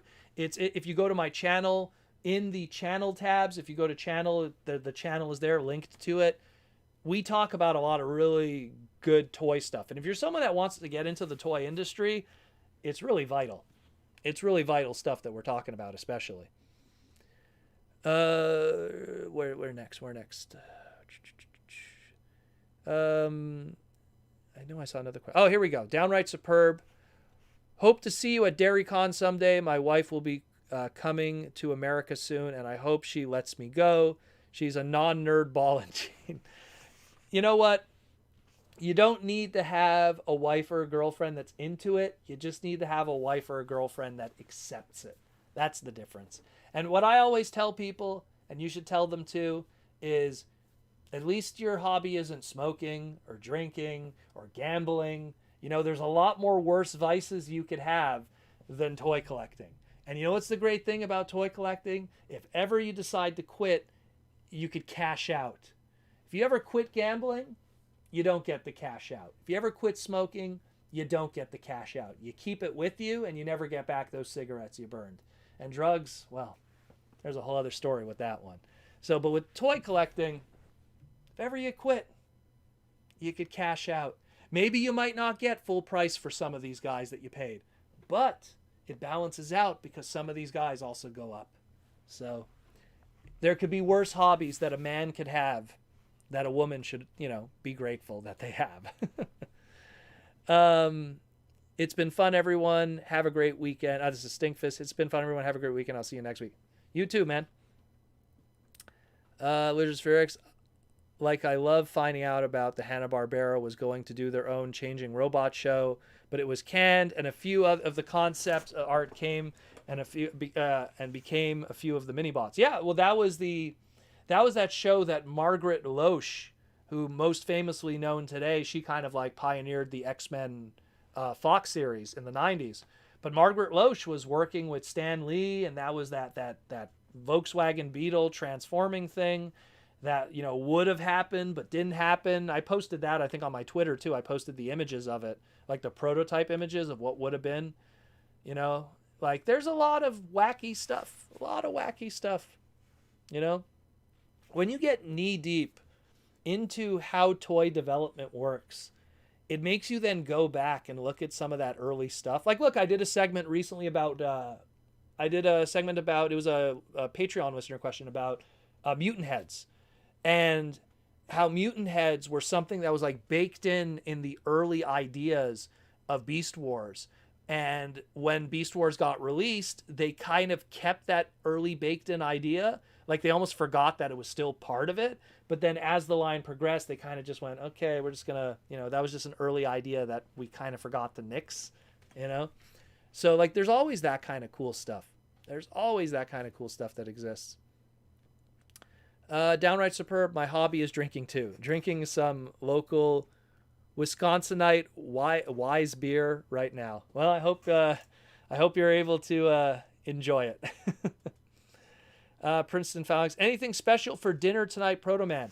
Because